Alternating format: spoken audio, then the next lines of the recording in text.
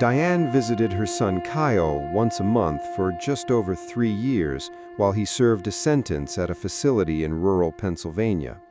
Visits were conducted through a glass partition, communicating by phone receiver for 30-minute sessions. For the first 2.5 years, Diane described the visits as painful but familiar. She knew her son's mannerisms, his voice, the particular way he rubbed his thumb against his index finger when he was anxious about something he wasn't saying. Around the 30-month mark, Diane noticed small differences that she initially attributed to the toll of incarceration. Kyle seemed more withdrawn. His vocabulary had changed slightly. Certain phrases he'd never used before, certain ones he used to use constantly that had disappeared. He asked fewer questions about home. He sometimes paused for an unusually long time before answering simple questions, as though retrieving information rather than simply remembering it. Diane mentioned this to Kyle's appointed counselor during a separate phone call, who told her this was common. Depression and the psychological effects of long-term incarceration frequently altered behavior and affect in exactly the ways she was describing. Diane accepted this explanation for the following several months. 3 years and 1 month into his sentence, 2 weeks before Kyle's scheduled release date, Diane made what she believed would be her final visit before bringing him home. During this visit, in the routine small talk before the visit's substantive conversation, Diane mentioned a specific childhood memory, a fishing trip the two of them had taken when Kyle was 9, a trip that had become something of a private joke between them over the years, referenced so often it had its own shorthand name they both used. The man on the other side of the glass did not recognize the reference. He asked Diane to clarify what she meant. When she explained the memory in detail, he said he didn't remember it at all and seemed confused by her reaction to his not remembering. Diane said this was the exact moment she became certain, with a clarity she could not fully explain rationally, that this was not her son. She raised the concern immediately with facility staff, requesting identity verification. The facility, after an internal review that Diane was not given full details of, confirmed that an identification discrepancy had in fact occurred. 2 inmates with similar physical descriptions and similarly spelled surnames had been housed at the facility during an overlapping period years earlier, and a record amendment connected to a transfer between facilities had, according to the explanation provided to Diane, incorrectly merged elements of their housing and identification files at some point during a record system migration. The man Diane had been visiting for the final 6 months of what she believed was her son's sentence was a different inmate entirely, a man whose own family, the facility eventually confirmed, had stopped visiting him years earlier. Diane's actual son, Kyle, was located at a different facility 300 miles away, having been transferred during the same period the records discrepancy began, a transfer Diane had never been formally notified of due to what the facility described as a separate administrative oversight connected to the same underlying error. Diane has since reunited with Kyle. She has never received a full explanation of how or for how long the wrong man was placed in the position of receiving a mother's monthly visits meant for someone else, or what that man understood about who Diane believed he was those final 6 months.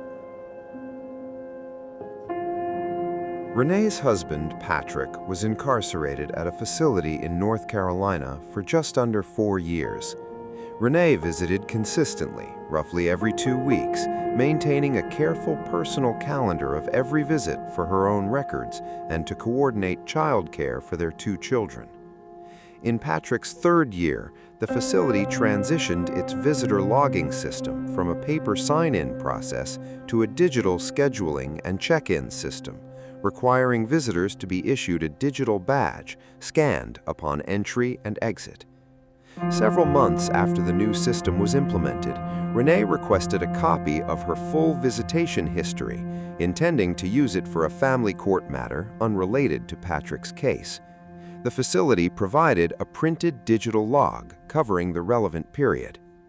The log showed 14 visits Renee did not recognize, visits recorded under her name, her badge number, and her vehicle's license plate number as logged at the facility's gate checkpoint, on dates that her personal calendar, her work attendance records, and, in 2 instances, her own hospital admission record for a minor medical procedure confirmed she could not have been present for. Renee raised the discrepancy formally with the facility's security office. An internal investigation was opened. The facility's response, delivered after several weeks, stated that the gate checkpoint system had experienced a documented technical malfunction during the relevant period, in which badge numbers had, in a small number of cases, been duplicated or misassigned due to a software error during a system update, and that the 14 visits had been logged in error and did not reflect actual visitor presence. Renee requested the facility's internal visitor camera footage for at least one of the 14 disputed dates as a way of independently confirming the malfunction explanation. The facility responded that footage retention policy limited storage to 90 days, and that footage for the dates in question, several months old by the time of her request, was no longer available. Renee also requested confirmation of who, if anyone, had physically entered the facility using her badge number on those 14 disputed dates, given that the gate system recorded a license plate match in addition to the badge number, a level of detail that seemed inconsistent with a simple duplicate number software error. The facility's final written response stated only that the matter had been resolved internally and that no further details could be released regarding security system operations. Patrick, for his part, told Renee he recalled receiving visits on at least several of the 14 disputed dates and described the visitor on those occasions as appearing to be Renee behind the glass for the duration of a standard visit, though he noted afterward, when comparing notes with her, that several details from those specific visits, things discussed, references made, did not match anything Renee actually remembered discussing with him. Renee has not been able to obtain any further explanation. She continues to visit Patrick. She has not stopped wondering who or what used her badge number, her license plate, and, by Patrick's account, her face, to sit across from her husband 14 times. If you are not subscribed to Mr. Fadoo Horror yet, subscribe now. This is the final part of our prison horror series. Staff, inmates, and now visitors. Hit the like button too. Story 3 is the one that closes this series, and it happened at the front desk in broad daylight with no glass between anyone at all. Darnell drove 80 miles every other Saturday to visit his older brother Marcus, who was held on death row at a facility in Alabama. The drive had become routine over the 4 years of Marcus's appeals process. Leave by 7 in the morning, arrive by 9:30, sign in, wait, visit. On a Saturday in early 2022, Darnell arrived at the facility's front desk at his usual time and provided his identification to begin the standard sign-in process, as he had done more than 90 times before. The officer at the desk, after checking the visitor log on her computer, told Darnell that he had already visited his brother that day. The system showed a completed visit under his name and identification number, checked in at 5:15 a.m. and checked out at 6:40, nearly 3 hours before Darnell had even left his house. Darnell explained that this was not possible.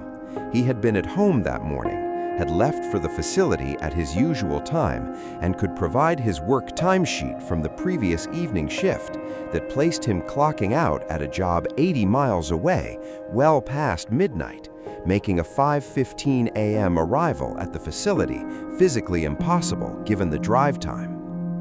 The officer, after a supervisor was called to the desk, reviewed the facility's entry checkpoint footage for the 5:15 a.m. time frame as part of resolving the discrepancy before allowing Darnell's actual visit to proceed. The footage showed a man matching Darnell's general height, build, and clothing description. Dark jacket, the same style cap Darnell frequently wore, signing in at the front desk at 5:15 a.m., presenting ID to the camera that the system had accepted as valid, and proceeding through to the visitation area. The facial detail on the available camera angle was not clear enough for a definitive identification, according to the supervisor, who reviewed it with Darnell present. Marcus, when Darnell was eventually allowed his scheduled visit later that morning, confirmed that he had in fact received a visit earlier that day from someone he believed, at the time, to be his brother. Someone who sat across from him for the standard session, who he described as having said very little, mostly listening, and who left without the conversation feeling fully like their usual visits, though Marcus said he hadn't questioned it at the time, attributing the difference to Darnell simply having a hard day. The facility's internal investigation, communicated to Darnell several weeks later, concluded that the 5:15 a.m. visitor had successfully used a forged or stolen identity credential, convincing enough to pass the checkpoint's verification process, and that the matter had been referred to internal security for further review regarding how the credential had been obtained or replicated. Darnell was never provided confirmation of who the man in the footage actually was. No suspect was identified. Marcus has since exhausted his appeals. Darnell has continued visiting every other Saturday since. He said the only thing he has never been able to stop thinking about is that whoever sat across from his brother that morning knew enough, his face, his height, his clothing, his identification details, to be mistaken by the one person who knew him best on earth for nothing stranger than a hard day. 3 visitors, 3 moments where the person or the record or the face on the other side of the glass was not what it should have been. A mother who realized mid-sentence that the man she had been visiting was a stranger. A wife whose own face was used to sit across from her husband 14 times, and a brother who learned that someone else had already worn his name, his clothes, and his face into a building hours before he ever arrived. It tells YouTube all 3 to relationships put these stories in front of continued. more people. None of the 3 Subscribe to discrepancies Mr. were ever Fadoo fully Horror resolved. if you are not already. This was part 3, the final part of our prison horror series. Staff, inmates, visitors. 3 sides of the same walls, and none of them fully explained. Drop a comment below. Out of all 9 stories across this series, which one disturbed you the most? I read every reply. I will see you in the next one.